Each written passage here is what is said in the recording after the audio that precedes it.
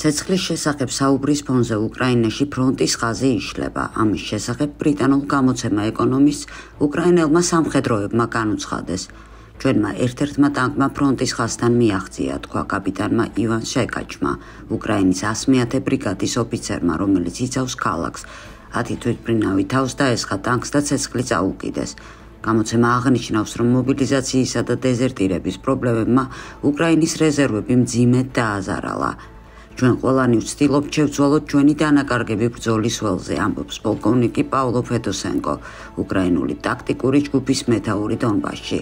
ბრიგადები, რომლებიც დონბასში ფრონტის ხაზს ქმნიან, მუდმივად არასაკმარისია, ზეწოლისა და ბზარების ქვეშ არიან. ფრონტის ხაზი აგრძელებს უკან დახევას.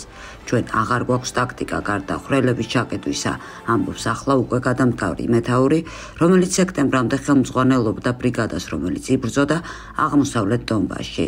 ჩვენ ქაოტურ არეულობაში ვყრით ბატალიონებს და ვიმედოვნებთ, რომ როგორმე შევაჩერებთ მას, წერია ეკონომისტის სტატიაში.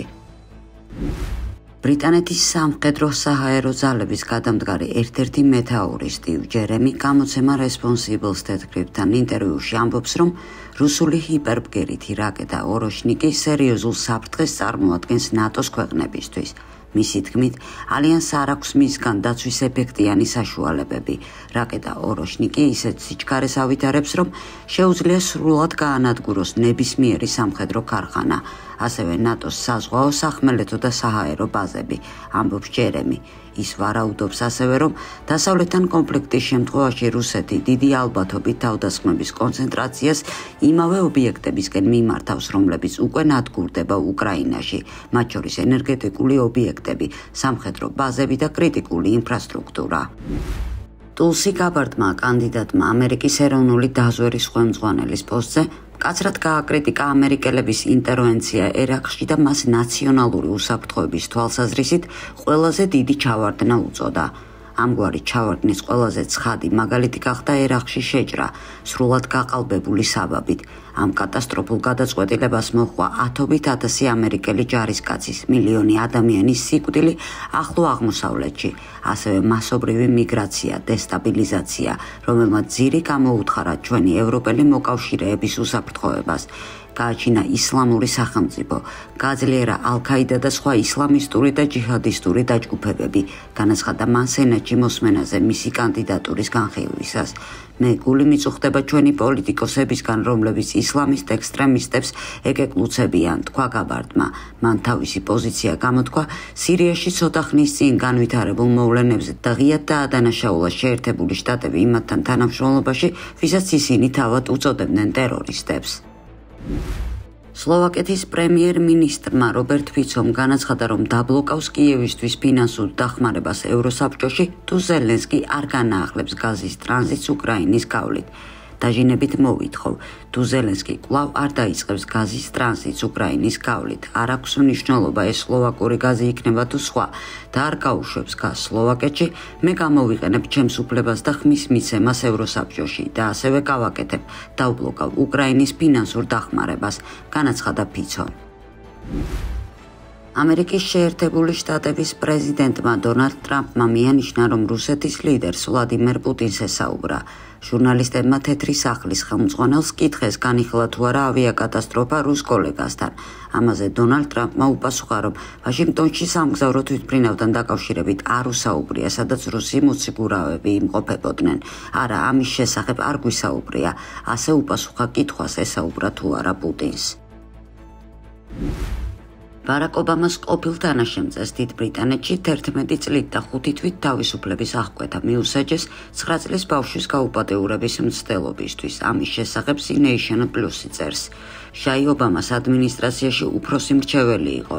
კონტრტერორიზმის საკითხებზე ორიენტირებული, გავრცელებული ინფორმაციით, მას ბრალი წაუყენეს 2024 წელს, მას შემდეგ, რაც დიდ ბრიტანეთში გაემგზავრა 9 წლის ბავშვის შესახვედრად სექსუალური კონტაქტის მიზნით. შაი დააკავეს და მის პარკში ბავშვთა სათამაშოები და პრეზერვატივი იპოვეს.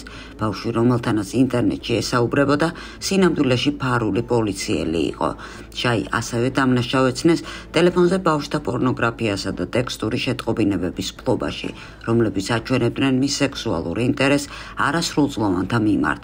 ლუტონის სასამართლომ, რომელმაც სასჯელი გამოიტანა, უარყო დაცვის მხარის არგუმენტი, რომ სასამართლოს არ ჰქონდა იურისდიქცია, რადგან შეტყობინებები ამერიკიდან იყო გაგზავნილი.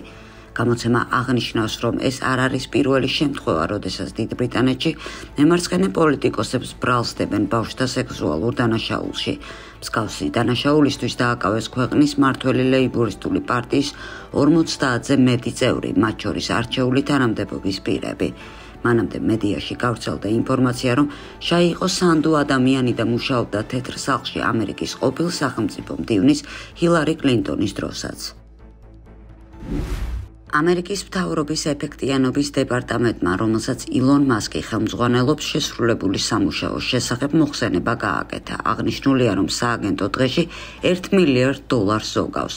ძირითადად არასაჭირო თანამდებობებზე ადამიანების დაქირავების შეწყვეტა, მრავალფეროვნების, თანასწორობისა და ინკლუზიის პოლიტიკისგან თავის დახსევა და უცხოური სუბიექტებისთვის არასწორი გადახდების შეწყვეტა. კარგი დასაწყისია, თუმცა ეს რიცხვი დღეში $3 მილიარდამდე უნდა გაიზარდოს, აცხადებენ დეპარტამენტში. შეგახსენებთ, რომ დეპარტამენტის მთავარი მიზანია სამთავრობო ბიუროკრატიის დემონტაჟი, ჭარბი რეგულაციების და უსარგებლო ხარჯების შემცირება და ფედერალური სააგენტოების რეკონსტრუქცია. გარდა ამისა, ილონ მასკი სამთავრობო ხარჯების შემცირების მომხრეა. გასულ თვეს გაკეთებულ განცხადებაში ის ამტკიცებდა, რომ ამერიკის შეერთებული შტატების ფედერალური მთავრობის $6 ტრილიონიანი ბიუჯეტი სულ მცირე $2 ტრილიონით შემცირება შესაძლებელია ისე, რომ არსებითად მნიშვნელოვანი სერვისები არ დაზარალდეს. ამერიკის სახელმწიფო მდივანმა მარკო რუბიომ განაცხადა, რომ რუსეთთან კონფლიქტის შედეგად უკრაინა 100 წლით უკან დაბრუნდა. უკრაინა 100 წლით უკან დააბრუნეს, მისი ენერგეტიკული სისტემა განადგურდა. ვიღაცამ უნდა გადაიხადოს ამ ყველაფრის აღსადგენად და რამდენმა უკრაინელმა დატოვა უკრაინა და ახლა სხვა ქვეყანაში ცხოვრობს. ისინი შეიძლება არასდროს დაბრუნდნენ და ეს არის ქვეყნის მომავალი და ის საფრთხეშია, თქვა სახელმწიფო მდივანმა ამერიკელ ჟურნალისტ მეგინ კელისთან ინტერვიუში. რუმინეთის პრეზიდენტობის კანდიდატმა კალინ ჯორჯესკუმ განაცხადა, რომ უკრაინას გამოგონილ სახელმწიფოდ თulis, რომელიც მალე მეზობლებს შორის გაიყოფა. პოლიტიკოსმა მომავალ მსოფლიო წესრიგზე ისაუბრა და მოსკოვსა და კიევს შორის კონფლიქტის დასრულების შემდეგ უკრაინის ტერიტორიების დაყოფა იწინასწარმეტყველა. ის ამტკიცებს, რომ სამყარო იცვლება და მასთან ერთად შეიცვლება საზღვრები. კითხვაზე მართლა შეერა თუ არა უკრაინის დაყოფის, კორჟესკუმ დადებითად უპასუხა. 100%-ით ასე იქნება. უკრაინა ფიქტიური სახელმწიფოა. ეს არის უკრაინის საბჭოთა სოციალისტური რესპუბლიკა, აღნიშნა ჟორჟესკუმ. ილონ მასკი ნობელის მშვიდობის პრემიაზეა ნომინირებული სიტყვის თავისუფლებისა და მშვიდობის ხელშეწყობისთვის. ინფორმაცია სლოვენიელმა ევროპარლამენტარმა ბრანკო გრიმსმა დაადასტურა, რომელმაც ბიზნესმენის კანდიდატურას წარდგენის განაცხადი წარადგინა.